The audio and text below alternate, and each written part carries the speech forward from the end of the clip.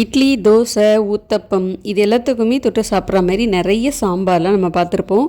ஆனால் ஹோட்டல் டேஸ்ட்டில் மணக்க மணக்க இப்படி ஒரு டிஃபன் சாம்பார் ஒரு தடவை நீங்கள் ட்ரை பண்ணி பாருங்கள். எல்லாத்துக்குமே ரொம்ப ரொம்ப ஆப்டாக இருக்கும். அது மட்டும் இல்லாமல் இந்த ஹோட்டல் சாம்பாரோட வாசனையும் டேஸ்ட்டும் அடுத்தடுத்து இன்னொரு தடவை செய்யணும், சாப்பிடணும் அப்படிங்கிற ஒரு ஆர்வத்தை தூண்டும். 2 இட்லிக்கு இன்னும் 2 கூட சாப்பிட்லாமே அப்படிங்கிற ஒரு ஆசை தான் வரும். ஸோ இந்த இட்லி சாம்பார் இன்றைக்கி நம்ம எப்படி பண்ணலாம் அப்படிங்கிற ரெசிபி தான் பார்க்க போகிறோம். வீடியோக்குள்ளே போகிறதுக்கு முன்னாடி இது வரைக்கும் நம்ம சேனலில் வர ரெசிபிஸ்லாம் பார்த்துருக்கீங்க அப்படின்னா மறக்காமல் சேனலை சப்ஸ்கிரைப் பண்ணி வச்சுக்கோங்க. பிடிச்சிருந்துன்னா சப்ஸ்கிரைப் பண்ணிக்கோங்க. பக்கத்தில் வர பெல் ஐகானையும் கிளிக் பண்ணிக்கோங்க. இப்போ இந்த இட்லி சாம்பார் எப்படி பண்ணுறதுன்னு பார்க்கலாம். முதல்ல ஒரு 100 கிராம் துவரம்பருப்பை மஞ்சத்தூள் பெருங்காயம் சேர்த்து குக்கரில் வேக வச்சு எடுத்துக்கிறேன். இதை மற்ற வச்சு நல்லா கடைஞ்சி எடுத்துக்கலாம். இப்போ இது அப்படியே இருக்கட்டும். இப்போ ஒரு மிக்சி ஜாரில் 2 தக்காளியை கட் பண்ணி எடுத்திருக்கேன். 1/2 ஸ்பூன் ஜீரகம், 4 பூண்டு பல், 6 டேபிள் ஸ்பூன் அளவுக்கு காஷ்மீரி மிளகாய் தூள், அப்படி இல்லைனா காஷ்மீரி மிளகாய் சேர்த்து அரைச்சி எடுத்துக்கோங்க. இது அப்படியே இருக்கட்டும். கடாயில் எண்ணெய் சேர்த்துட்டு எண்ணெய் காஞ்சதுக்கப்புறம் கடுகு, ஜீரகம், காஞ்ச மிளகாய், கருவேப்பிலை போட்டு தாளிச்சிக்கோங்க. தாளிச்சதுக்கப்புறம் வெங்காயம் பார்த்திங்கன்னா நான் இந்த மாதிரி தான் கட் பண்ணியிருக்கேன். அதாவது துண்டு துண்டாக நல்ல ரெக்டாங்கிள் ஷேப்பில் இருக்கணும், அந்த மாதிரி கட் பண்ணிக்கோங்க. இதுதான் இந்த சாம்பாருக்கு நல்ல ஒரு டேஸ்ட்டு கொடுக்கும். ஸோ இது மாதிரி கட் பண்ணிக்கோங்க. வெங்காயம் நிறைய ஷேப்பில் கட் பண்ணலாம். நீளமாக கட் பண்ணி தான் சாதாரணமாக சாம்பாரில் சேர்ப்பாங்க. ஆனால் இந்த மாதிரி ஒரு தடவை செஞ்சு பாருங்கள். ரொம்பவே அட்டகாசமான ஒரு சுவையில் இருக்கும். வெங்காயம் கொஞ்சம் கண்ணாடி பதத்துக்கு வதங்கி வரட்டும். இப்போது இந்த அளவுக்கு நல்ல வெங்காயம் வதங்கி வந்ததுக்கப்புறம் இதில் காய்கறிகள் நீங்கள் தேவைப்பட்டால் சேர்த்துக்கலாம். நான் கத்திரிக்காவும் உருளைக்கிழங்கும் சின்ன சின்னதாக கட் பண்ணிவிட்டு சேர்த்துக்கிறேன். காய்கறிகள் தேவையான அளவுக்கு வதங்கிறதுக்கு ஒரு 1/4 டம்ளர் மட்டும் தண்ணி சேர்த்துட்டு இந்த அளவுக்கு நல்லா வதங்கி வெந்ததுக்கப்புறம் நம்ம அரைச்சி வச்ச பேஸ்ட்டு சேர்த்துக்கலாம். ஒரு 1/2 ஸ்பூன் மஞ்சள் தூள், 1/2 ஸ்பூன் காஷ்மீரி மிளகாய் தூள், 1/2 ஸ்பூன் தனியாத்தூள், தேவையான அளவுக்கு உப்பு சேர்த்துட்டு மிக்சி ஜாரில் கொஞ்சமாக தண்ணி ஊற்றி கழுவிட்டு அதையும் சேர்த்துக்கோங்க.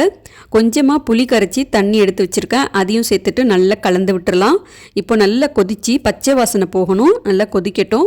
இந்த சாம்பாரை இது வரைக்கும் நீங்கள் ட்ரை பண்ணலன்னா கண்டிப்பாக ட்ரை பண்ணி பாருங்கள். இப்போ சாம்பார் இந்த அளவுக்கு நல்லா கொதிச்சுட்டு இருக்கும்போது வேக வச்சு மசித்த பருப்பை சேர்த்துக்கோங்க.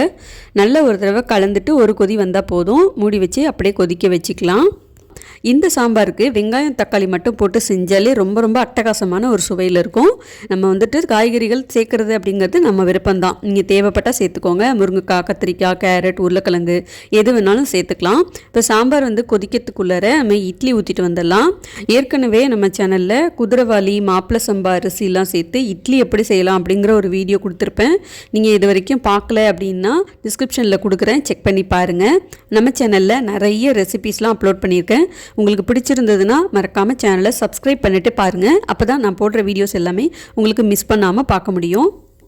இட்லி ஊற்றி இட்லி பாத்திரத்தில் வச்சாச்சு. இப்போ இட்லி வெந்துட்டுருக்கட்டும். இந்த பக்கம் சாம்பார் நல்லா கொதித்து வாசனை வர ஆரம்பிச்சிருச்சு. மேலே கொஞ்சமாக பெருங்காயத்தூள் சேர்த்துட்டு கொத்தமல்லி இலையை தூவிடுங்க. அவ்வளோதான், சாம்பார் சூப்பராக ரெடி ஆகிடுச்சு. கடைசியாக நம்ம இதில் சேர்க்க போகிற ஒரு பொருள் என்னன்னு பார்த்தீங்கன்னா ஒரு சின்ன துண்டு வெல்லம். வெல்லம் சேர்க்கறதுனால சாம்பாரோட டேஸ்ட் இன்னும் ரொம்ப சுவை கூடுதலாக இருக்கும். ஸோ இந்த சாம்பாரை கண்டிப்பாக நீங்கள் ஒரு தடவை ட்ரை பண்ணி பாருங்கள். இட்லி, தோசை, ஊத்தப்பம்னு எல்லாத்துக்குமே ரொம்ப ரொம்ப அட்டகாசமாக இருக்கும். ரொம்ப வருஷமாக நானும் சாம்பார் வைக்கிறேன். ஆனால் ஹோட்டலில் சாப்பிடும்போது மட்டும் இந்த அளவுக்கு சாம்பாரோட டேஸ்ட் எப்படி இவ்வளோ அட்டகாசமாக இருக்குது அப்படின்னு நம்ம யோசிப்போம் இல்லையா?